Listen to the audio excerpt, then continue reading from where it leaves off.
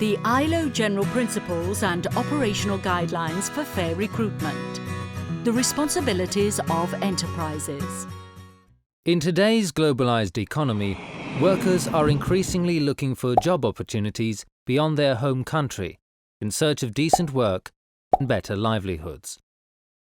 In addition, millions of workers migrate internally in search of decent work. Public and private employment agencies, when appropriately regulated, play an important role in the efficient and equitable functioning of labour markets by matching available jobs with suitably qualified workers. However, concerns have been raised about the growing role of unscrupulous employment agencies, informal labour intermediaries, and other operators acting outside the legal and regulatory framework that prey especially on low-skilled workers.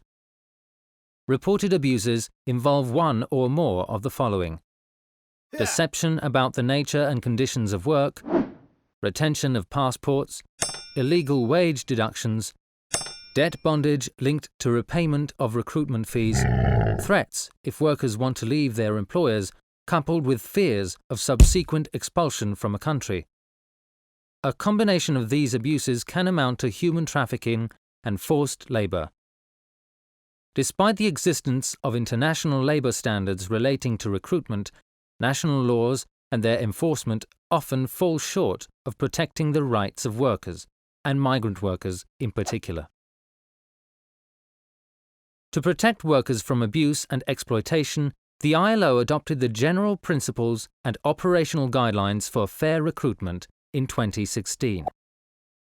By pooling guidance from existing standards, the guidelines aim to inform the activities of the ILO and other organizations, national legislatures, enterprises, recruiters, and social partners.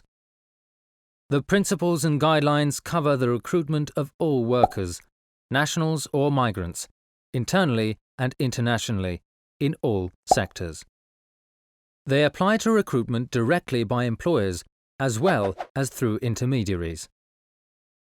While the general principles provide guidance at all levels and for all actors, the operational guidelines outline the responsibilities of specific actors in the recruitment process.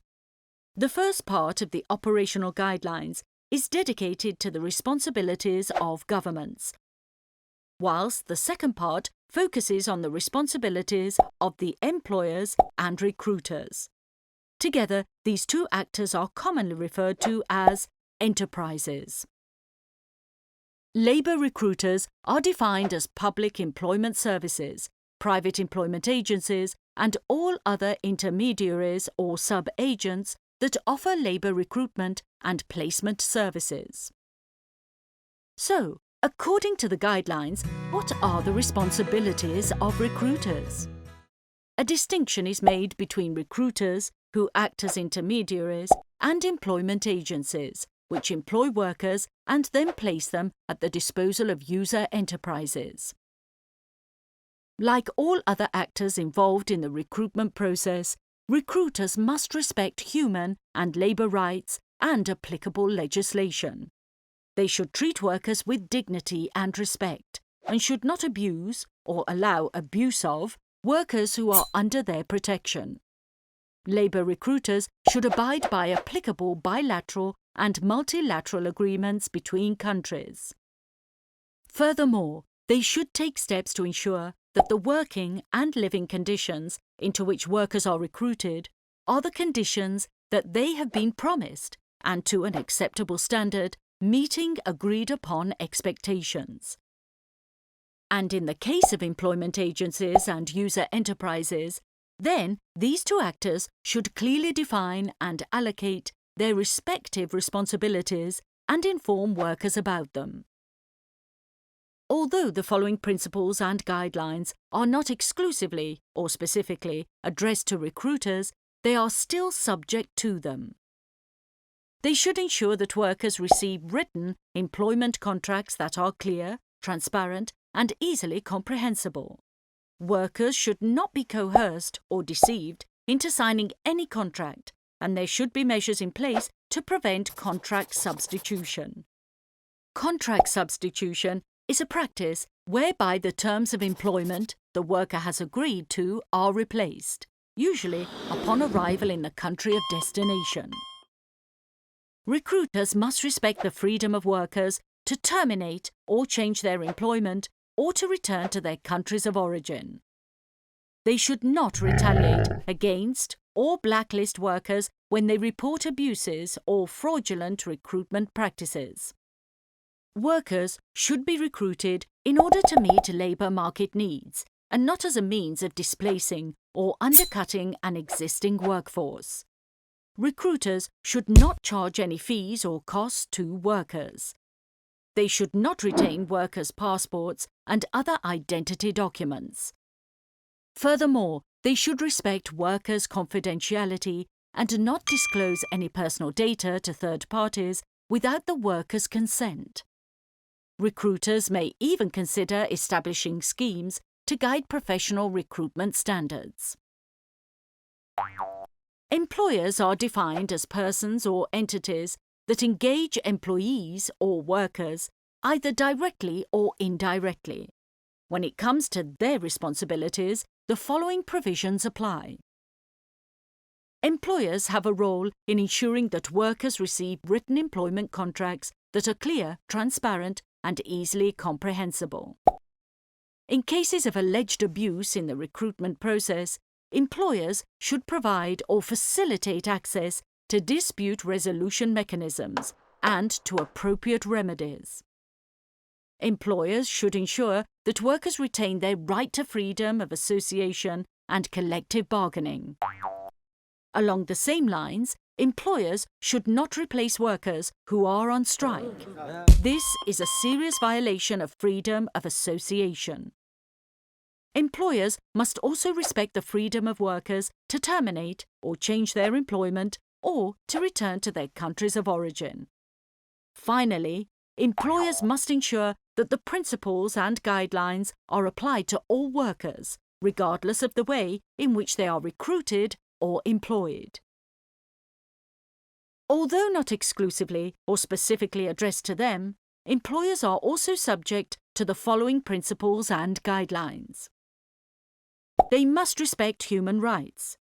They should only engage workers through compliant labour recruiters. They should not retaliate against or blacklist workers when they report abuses or fraudulent recruitment practices. Workers should be hired in order to meet labour market needs and not as a means of displacing or undercutting an existing workforce. As is the case with recruiters, employers should not charge any fees or costs to workers. They should not retain workers' passports and other identity documents. They should respect workers' confidentiality and not disclose any personal data to third parties without the workers' consent. Employers may consider establishing schemes to guide professional recruitment standards within their industries. Finally, employers, organisations and business member organisations also have an important role in encouraging their members and other actors to respect fair recruitment principles. In this regard, they may train or raise awareness among their members about fair recruitment, emphasising the positive effects on reputation for the companies they represent and the business case for prospective clients and investors that could do business with them, knowing that workers' rights are respected and upheld through the recruitment process. Conversely, not being members of these responsible employers' organisations, companies would lose out in market share for being associated with abusive practices that are damaging to a business's reputation and performance. Employers may advocate for the inclusion of fair recruitment principles in the statutory law as a way to create a level playing field for responsible and ethical businesses and their members. They may consider including recruitment issues in social dialogue or collective bargaining processes, and cooperate with the Labour Administration system, including labour inspectors, to monitor the application of fair recruitment principles. Additionally, They may advocate for fair recruitment when participating in tripartite labour advisory boards and other national mechanisms, as well as encourage members to include fair recruitment principles in their codes of conduct.